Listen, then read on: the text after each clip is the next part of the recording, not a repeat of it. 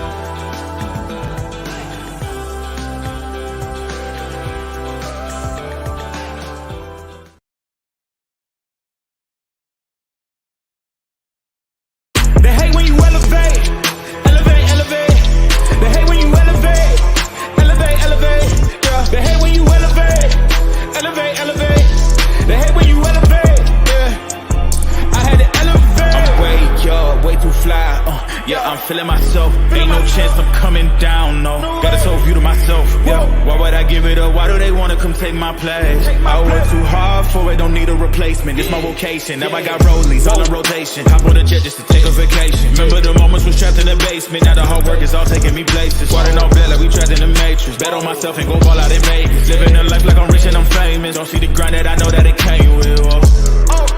I ain't make it this far for myself, yeah. I had to prove to everybody else, yeah. I had to set them straight, yeah. I had to boss, so I had to renovate, I know. They hate when you elevate. The second of losses, I'm handing them out, yeah. I had to go delegate. It feel like I'm floating, I'm lost in the moment. I swear I could levitate. They never believed that I would really fly. I had to go demonstrate. I had to set them straight. They hate when you elevate, elevate, elevate. They hate when you elevate, elevate, elevate. Yeah, they hate when you elevate, elevate, elevate. Burn live, y'all. Marijuana keeping y'all connected. Hashtagging these red eyes, changing the viewers' eye red, keeping underage.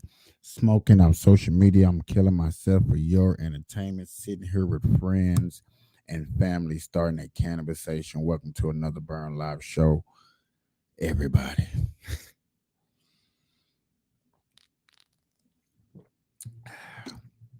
I had to go get my juice. What's up, everybody? Welcome to another Burn Live show. Good morning, good afternoon, good evening, whatever time you're watching this. It's been a weird day. It's been one of those weird days. Things kind of went good. Just very busy trying to get things in order, trying to move up to the next level. Appreciating everybody that be coming and tuning in and participating. Appreciate it. I highly appreciate it. Man, the biggest thing I want to talk about today is probably going to be I don't know, a little bit of everything. WNBA started today with their preseason, first preseason games. Um, Probably going to get into that a little bit. Then we get into some politics and news, and we're gonna see where this go. Maybe we got an hour and a half of a show or something. Um, Sunday, Monday, Tuesday. Hopefully I have my special guest on like I normally have. Other than that, brother, I actually was trying to look for some highlights. A lot of people got their idea, but I was trying to look for some highlights, and so I think I might have found some. We're gonna go off of this, right? Chion.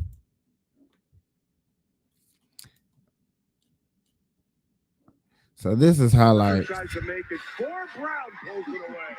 Come on, JB. She's just doing it all right now.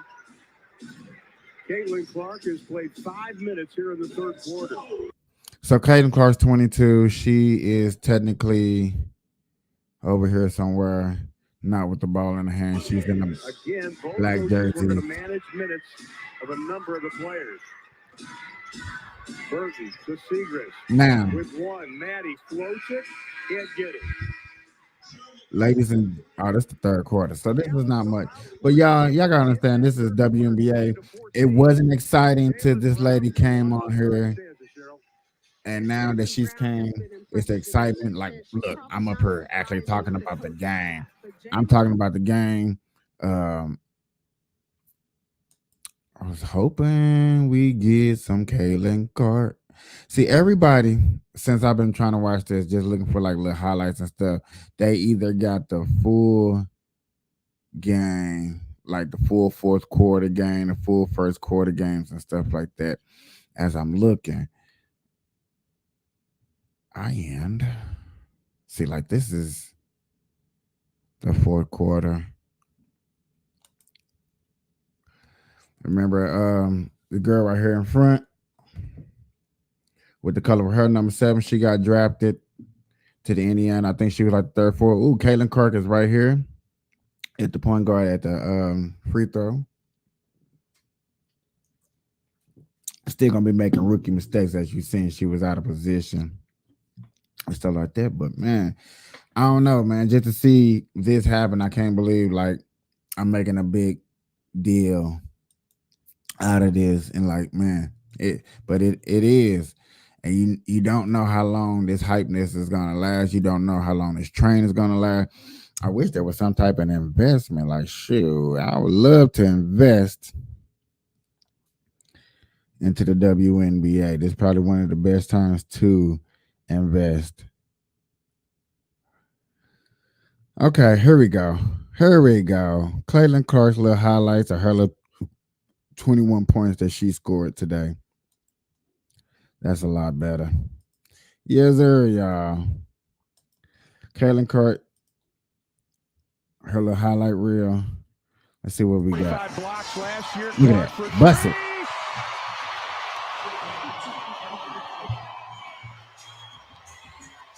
And for a rookie, and Caitlin's a different type of rookie, right? She's a great article, Clark. They said she has redefined what a good shot is. Look how far out she was. Well, and defensively, and Veronica Burton's a pretty good defender, but that time Jaylen Brown just a little too late. But she does not need a lot of time to get her shot off, and that was just a scoring. Well, last year Indiana was 10th in pace. Christy Sides telling us Clark rattles her second three. It's the crisp of the shot that's electrifying. Like they saying, look how far back she is. The 3-point line. Look how far back she is from the 3-point line. Let's rewind that. A lot of time to get her shot off, and that was just a scoring. Well, last year, look where she at with the ball. Indiana was 10th in.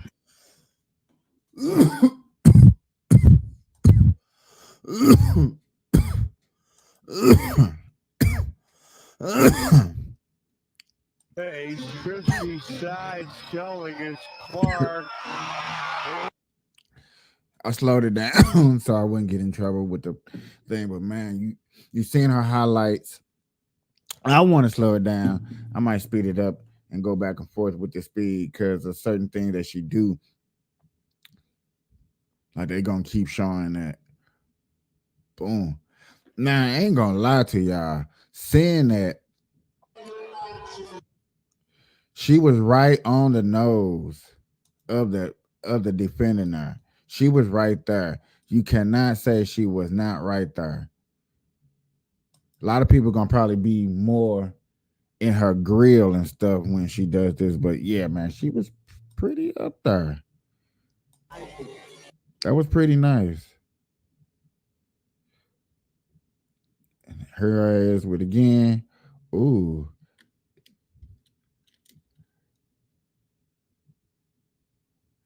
let's see the crossover. Oh, a little push off. One of the offensive foul, not gonna get it. Yeah, that was the push off. With her third from beyond the arc. Still in her career last season. Clark gets away with a little push. Fall away, buries it. And a little reaction for the crowd.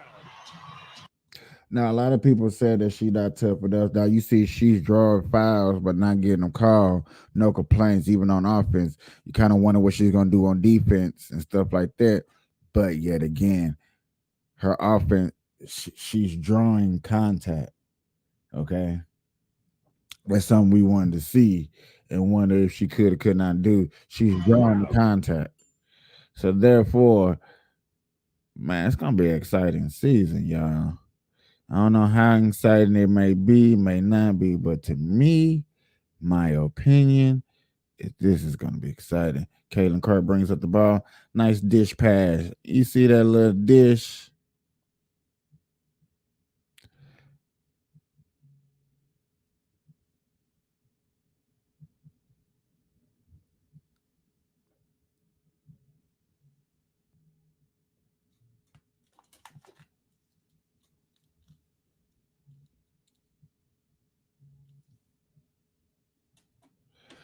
Y'all, only reason I'm pausing like this because I literally sound like I'm hearing a phone ring, but I'm tripping. What she does from deep all day long. My brother is sitting with me, and she just changed uniforms. Like it's the same thing, same dangerous player. Arsenal in that toolkit to get past some of these great defenders that are sometimes going to be 6'3", 6'4". Oh, slick pass from Clark on the inside. General Manager Lynn Dunn was talking about. You see who's gonna be her girl. You see who's gonna be her partner, right? Her partner in crime. Caitlin Clark's hands are strong and good. She can make a pass, but make it hard. But she's one of the best assist women in the WNBA. Looking forward to seeing her the rest of the season. We got a timeout with 3:51 to play. It's We'll gonna be go back down. after this. Yeah, I'm excited for this. Here's Caitlin Clark. I'm really excited for this, dog. I really want to show that off. Just like last night, we showed off the final basketball, the Knicks being a real team. I had to show it off, y'all. It's good to see. I'm happy to see women doing better and doing good and shocking us men because hey, who's going to the game majority, men or women? You know, it's we want to see this. Yet again, to get into further other news and other stories that's going on, maybe I shouldn't have started. More campus chaos while denying the threat to Jewish students that Jewish students face from anti-Semitic mobs. The NYPD busting up 2 more anti-Israel protests, clearing out encampments at NYU and the new school. It was a less confrontational scene compared to madness at UCLA and Columbia, with some protesters obeying orders from the police to disperse and get out of their tents. But leave it to the squad to give cover to the mob. The radical progressive lawmakers are downplaying anti-Semitism. My message is the same to a Jewish student, to a Palestinian student, to everybody, that it is really important to educate yourself about what is anti-Semitic, about what is Islamophobic. I visited the Columbia encampment last week, and they were completely peaceful. I also met with so-called pro-Israel students when I was there. What time did you meet these people? Notice, like, I'm glad I paused it right here so y'all can get an understanding of what time did you meet these people? What time did you go down there to the protesting? You went down there when it was daylight outside. And yet again, I understand protesting, but y'all, I thought we supposed to protest when we're gonna make a change, when we are here to make a difference. Is we really thinking that this is making a difference for us? Like we're really making a change and it's changing the outcome of Joe Biden trying to cease fire over there in Israel. Then I would like the protest is working. But if the protest is not working and y'all getting harmed, hurt, battered, beat, any of these things that is taking place out there, I don't think this is a good idea. Yet again, I'm gonna just say it again. I'm gonna keep covering every day because it's some of the biggest. It's like some of the biggest stories. You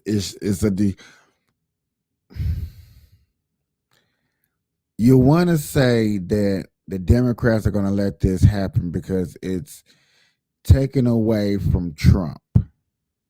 People don't want to see Trump. People are tired of hearing about Trump. So yet again, this problem right here, we don't just blow to up in hear the about news. the anti-Semitism that they have experienced. And they told me it has been minimal.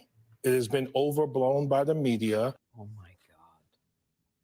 But if the squad thinks that anti-Semitism is overblown, maybe they should help clean up one of these encampments, which are littered with tons of anti-Semitic graffiti and hate-filled posters. The NYPD discovering these signs in NYU property, which bear terrorist slogans like "Death to Israel" and "Death to America." And Jewish students at Stanford University snapping this disturbing photo of a man wearing a Hamas headband on campus. The White House is dismissing criticism that Biden played both sides of the card after the president called out both Islamophobia and anti-Semitism. Lately, we've been seeing a lot of vile anti-Semitic rhetoric on campuses. Does he think Islamophobia is just as big of a problem on campus as anti-Semitism? The president's always going to call out all forms of hate, always. It's part of who we are as a country, as when we talk about our freedoms, our democracy, to disagree and agree with each other, even about this war. All right, Katie, the president is going to call out all forms of hate, irrespective of the fact that we're at an inflection point. That's a good question to myself, to y'all, is what do y'all consider all types of hate? I need to know. And the only reason I ask is for the simple fact that the American flag, what is disgraceful to us here in America?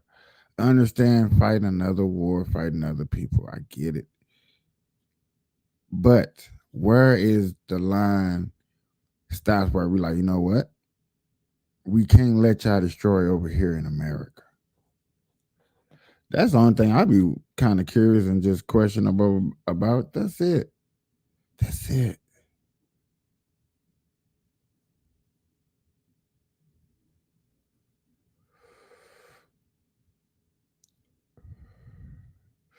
So this guy has videos from 1988, I guess, of Trump and Joe Biden.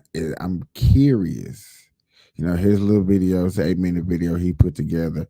Just curious of some of the things that he's gonna have us listen to for his Biden and Joe Biden and Trump.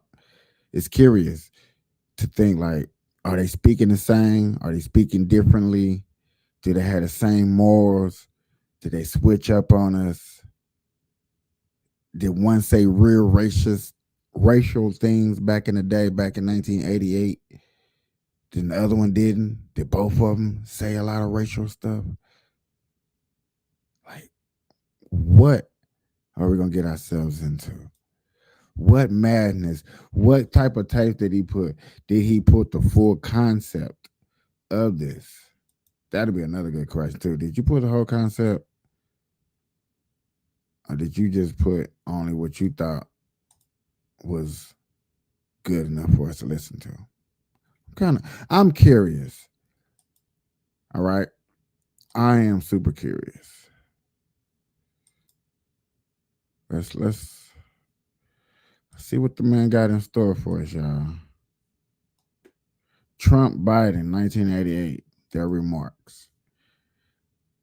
The young Oprah. Full-page ad in major U.S. newspapers last year criticizing U.S. foreign policy. What would you do differently, Donald? I'd make our allies, forgetting about the enemies you can't talk to so easily. I'd make our allies pay their fair share. We're a debtor nation. Something's going to happen over the next number of years with this country because you can't keep going on losing $200 billion, and yet we let Japan come in and dump everything right into our markets and everything. It's not free trade. If you ever go to Japan right now and try to sell something, forget about it, Oprah. Just forget about it. It's almost impossible. They don't have laws against it. They just make it impossible. They come over here, they sell their cars, their VCRs, they knock the hell out of our companies.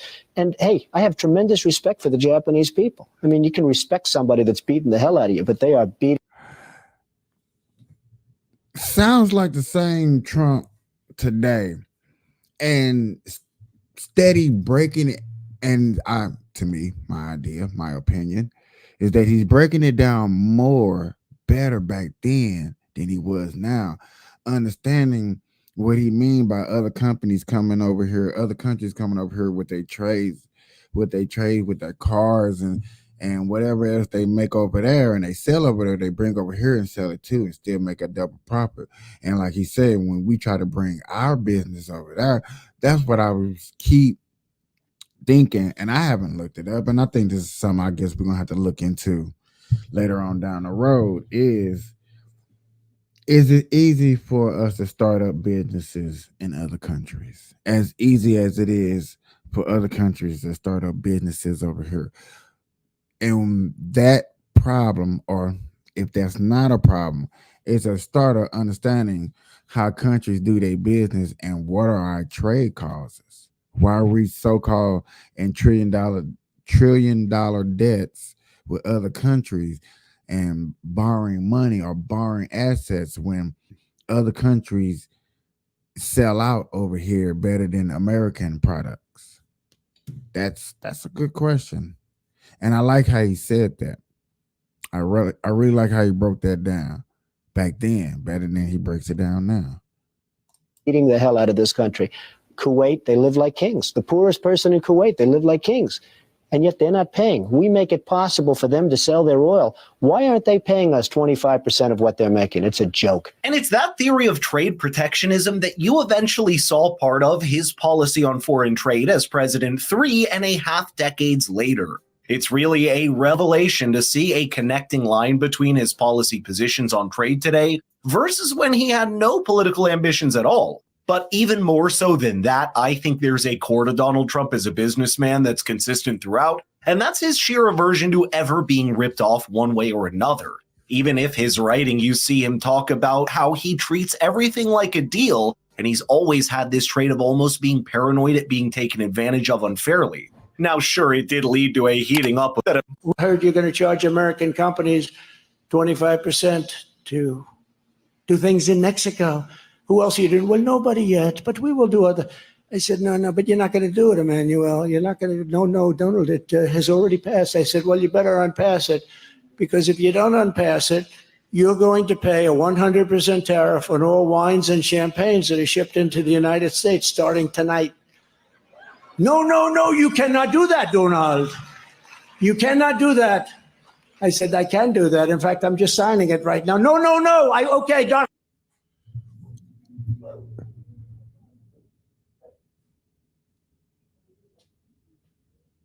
Do y'all really get to understand the concept of how to push the needle forward?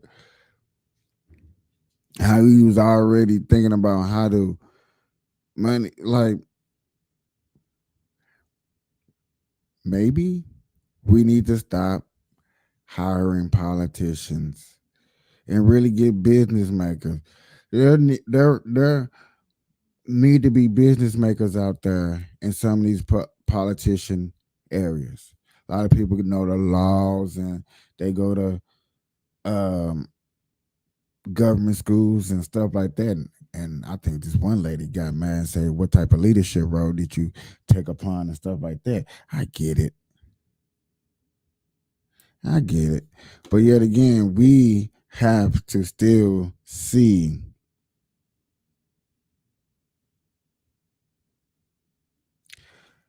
is Joe gonna do it or is Trump gonna do it? So far, he just showed us one good clip. Old Trump versus new Trump. Man. Look, okay, I'm not going to we're not going to talk. Perhaps trade wars are better than actual wars, and it's certainly interesting how a leader that's as flippant as Donald Trump can paradoxically become a deterrent on the international front. That's what happened as well when Donald Trump placed a massive 10% tariff on $100 billion worth of Chinese goods after assuming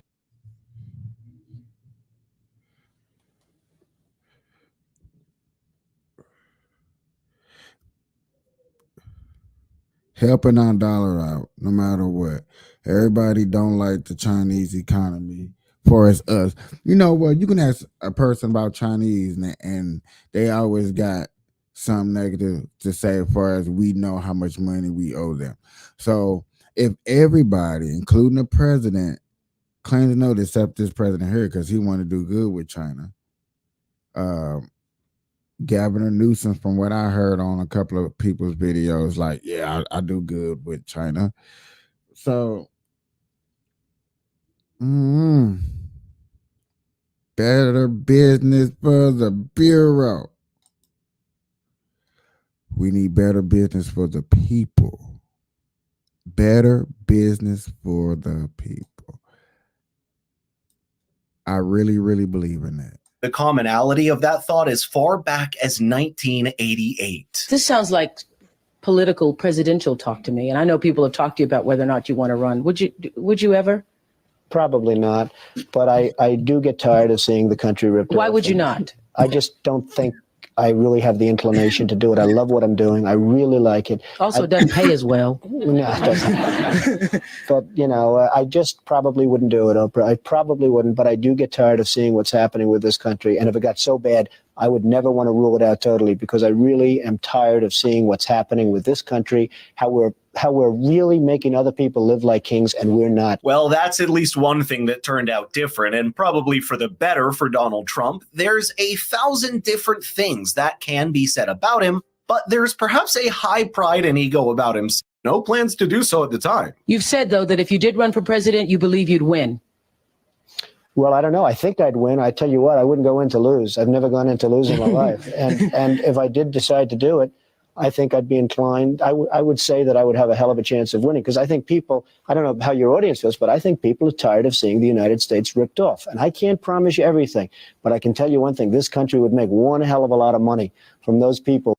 For more than 5 decades, you leave a pattern for people to see. And the longer the pattern, the harder it is to fake. Perhaps it's harder to say the same for the man currently in office, because you don't need to go too far to see a complete shift in many of his policy positions in what almost seems to be led by the changing tides of larger culture. Getting on with the times is important when it impacts your own life, and that's why diversifying into precious metals with the help of Birch Gold is the best choice you can make. So click the link in the description or text the word FFIRA to 989898 to learn more. Now take this, for example, on patterns of opinion. I think it's very easy to forget what Joe Biden used to say on the issue of gay marriage in his vice presidency not too long ago, before flipping and going along with the tide of the time. We are desperately concerned about the circumstance relating to avian flu. We don't have enough vaccines. We don't have enough police officers. And we're going to debate the next 3 weeks, I'm told,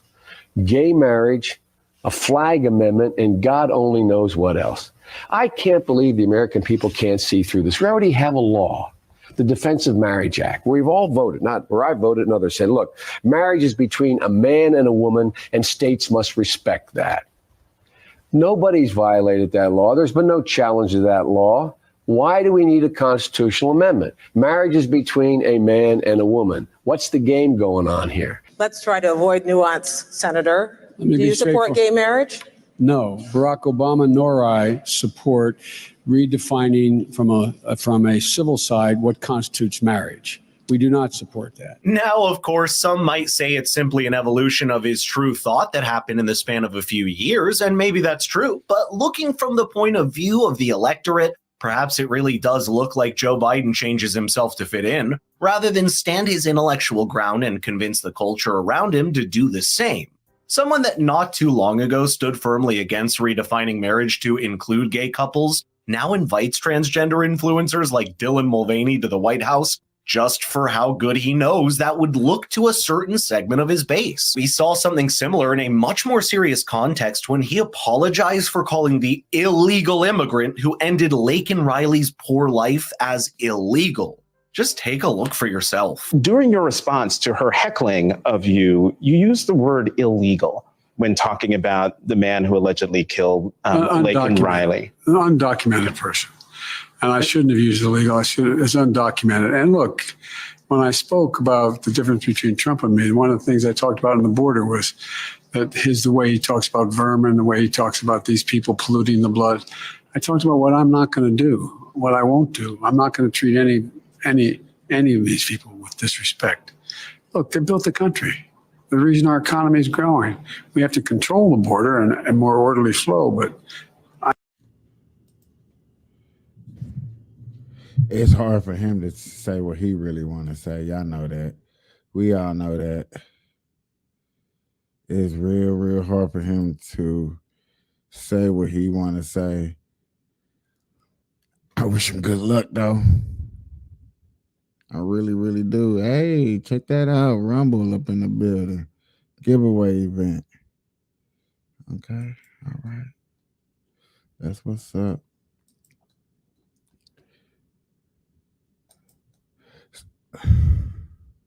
What are we thinking about when we looking at these presidents? We still just don't care. I think a lot of people, since I heard a lot of people's mouths, and I get it. Y'all really just don't care. Whoever's up in there, you don't care alone until it started really affecting your money. But understand that it affects your money everyday basis. And a war, and a lot of people don't know that this was going up before the war. You know, I had a lot of other people be putting it out there. So if they be putting it out there with the numbers and a chart to show, like, before the war started, and we talking about the Ukraine war with Russia, the gas prices was going up. So therefore, we just can't sit up here and say, oh yeah, it's down.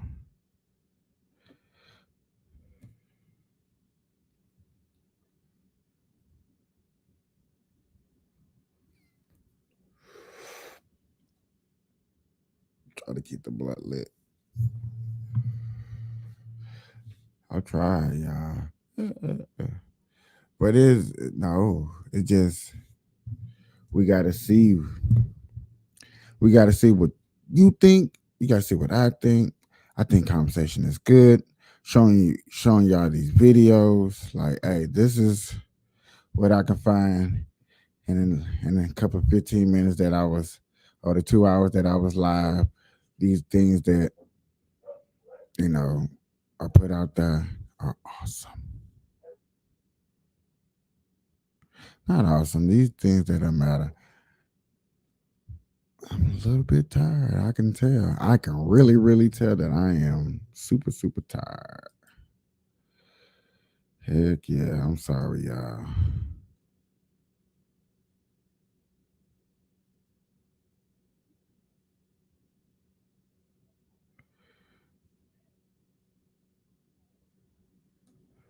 Let's hear this real quick. Summer's here, and with a new Toyota, you can start your summer with a splash. Nailed it. Every new Toyota comes with Toyota Care. That's the value you can expect from Toyota. Toyota, let's go places. Yeah. What's up, everybody? I got an A-list, and I'm going to be cool and calm and collected because guess what? You know what? On my show, the Stephen A. Smith show the other day, you know my little nephew, that knucklehead, my little nephew Josh actually came on my show and said he agreed with Shay over there that LeBron James is the GOAT. Now, I know this man is one of the top 3 players in the history of basketball, but I was so appalled that my level of knowledge and understanding and expertise didn't transcend down to my brethren like my little nephew. I almost was ready to disown him. But I'm going to dedicate this A-list to that damn man right over there, Shannon Sharp, okay? Because I am tired of this argument. I need to put it to an end once and for all. Don't worry about his iPad. Don't worry about his clipboard or nothing. Our A-list, the top 5 reasons why Michael Jordan is the GOAT. Give me number 5, please, right here, please. Bam! The Jordan brand, Shannon Sharp, alive and well. Did you know that the man is 61 years of age, Shannon? Did you know that he don't turn 62 until February? In his 60s, the Jordan brand is still top notch. Okay, by the way, Michael Jordan, I need a couple of warm-up suits, all right, man? I ain't got some stuff in my size, but I need you to help a brother out. I need a couple of sweatsuits in that regard. But the Jordan brand, alive and well, led by the great Michael Jordan and that wonderful part, that wonderful person, Esty, girl, I love. Mwah! Good to see you, girl. The Jordan brand, number 5 on the list. I just threw that out there just to shut you up from the start, okay? Let's go to number 4 on the list, please. Give it to me right now. Give it to me right now. Give it to me, damn it. Don't make me wait. Killer instinct. You see, Shannon Sharp? What LeBron James developed over the years, what it took Pat Riley to show him those rings and D-Wade to show him those rings, what it took the stimulus package that the NBA gave him when they suspended Draymond Green so Cleveland could come back from the 3-1 deficit, when they said what he ultimately developed over the years, Jordan came into the league with an assassin. Remember when he dropped 63 on Boston at Boston Garden and Larry Bird called him God in gym shorts? That's what he said, God in gym shorts. I mean, this brother went religion because of Michael Jordan. This is what we found out about Larry Bird. This is what I'm talking about here. Career 30-point per game scorer, 10 times leading the league in scoring with the scoring title. This is what Michael Jordan did. This is Michael Jordan. I know you Michael Jordan fans out there, you big MJ fans out there. The Chicago Bulls. I know y'all feeling this. This is what we talking about right here, okay? Because I'm trying to help you out, Shannon. I'm trying to help you out. Let's go to number 3 on the list. Please give it to me right now. Conquered nemesis. Before they beat that, you know they're going to hit me with that. You was playing ESP. Like, nah, man. We was just trying to get a man's playlist out. We didn't know his playlist was going to take this long. Just trying to get the man's playlist out. Just want to hear his top 5s. Sheesh. You see, Isaiah and the Detroit Pistons beat up on Michael Jordan and the Chicago Bulls for years. Who did Michael Jordan beat to finally get to the finals? It was them. When he went into the finals, I know that Magic was older and Vlade Divac and all of that stuff. Okay, that's fine. That's your first title. Remember when they were comparing him to Clyde Drexler and he had to take Clyde Drexler out in the Portland Trailblazers? Remember when they were talking about Charles Barkley in Phoenix and then ultimately Dan Marley and Kevin Johnson, who ultimately became the mayor of Sacramento, for crying out loud, because Kevin Johnson was big time. It didn't stop Michael Jordan from being Michael Jordan. 6 finals, 6 MVPs. That's what he brought to the table. And then after retiring and coming back, he beat Karl Malone and John Stockton twice, and Gary Payton and Sean Kemp. Not Sean Klump, Sean Kemp. That's what he did. That's number 3 on the list. Give me number 2. Please give it to me right now. Give it to me. Staying power. You see, he didn't have to go to Miami. He didn't have to go to Cleveland. He didn't have to go to LA. He didn't have to contemplate going to Golden State. He didn't have to sit up there and recruit dudes to come. What he did was they built from within. That right there is not true, because he did recruit people to come to Chicago and play in that cold ass state. And they built from within. That's what they did. Okay? And Scottie Pippen, he helped scout. You remember that migraine headache that Scottie Pippen had? All of a sudden, he got rid of that. Horace Grant, Ballin, all of these cats. B.J. Armstrong and Steve Kerr and John Paxson, the big three. You took Luke Longley and Scott Williams. Really? What this Michael Jordan we talking about here, okay? Now, LeBron ain't had a nemesis because the league changed. Got a little softer. Your definition of a nemesis was Roy Hibbert and Paul George and those boys. Just come on now. That's number 2 on the list. Give me number 1, please. Give me number 1 right now. Man, I told you about breaking that up. Unbeaten. Ladies and gentlemen, he don't have 6 finals losses. He got 6 finals wins, okay? I ain't gonna lie. That's like that. I can't argue with that debate. I cannot argue with that debate. I just can't. I really can't. I'm not even finna sit up here and try to argue with nobody with that debate. I just can't. That's it. That's what you're looking for. That's be popping. You know what I mean?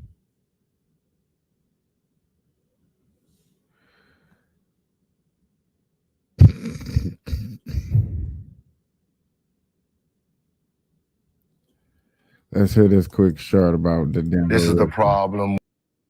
They haven't figured out what made Golden State great with the big three, what made Boston with Paul Pierce in the big three great, what makes Denver great, that the three-headed monsters run the offense through each other. It's not you try to do you. If you don't have it, give it to me. I'm going to try to do me. If I don't have it, I'm going to give it to you. Bomb. You're like, oh, shit. Yeah. Right? Okay, no, it's like, yo, we're going to be on this side, and we're going to try to figure out shit. Okay, back door, give it to you, pick and roll. We're playing through each other. They're figuring shit out. This is the problem. Ooh. That was, man, basketball, bro. Maybe it's not the real competition until you see the playoffs. Everybody just out there hooping. You always hear about better pickup games when it comes to basketball. When it comes to sports like that, you don't hear about that in the NFL. NFL football off season, they chilling, they sitting back, maybe playing other sports for its competition during the summertime, but they chilling. Hockey the same way. They really be sitting up there just chilling, not really getting up. Basketball, man, look, I play a little pickup game, exercising, still staying at training, still going on vacation. It's real, that non-stop life. You still really hit that non-stop life and be going hard in the paint. So you be like, dang, is it really, really it? Or is it really, really the source?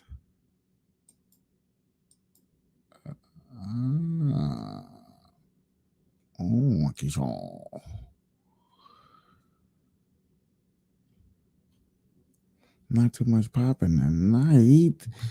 A lot more women's basketball, but I haven't seen the Chicago Sky highlights yet. I will be looking for that.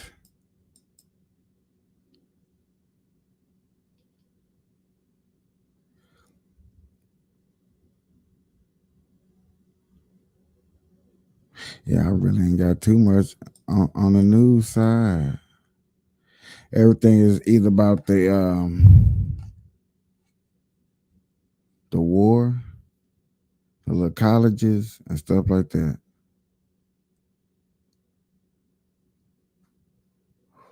Ooh.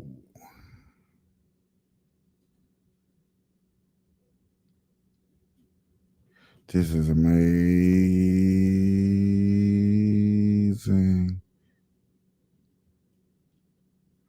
Yeah, this looks like this gonna be a slow night tonight, y'all. I'm sorry.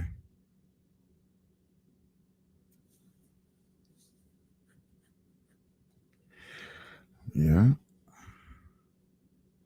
I ain't gonna beat myself over the head and try to make some news for y'all, make up some news. Until next time, It's gonna be a nice one. It's a short one, y'all, but hey, we do what we do. All right. Bye-bye.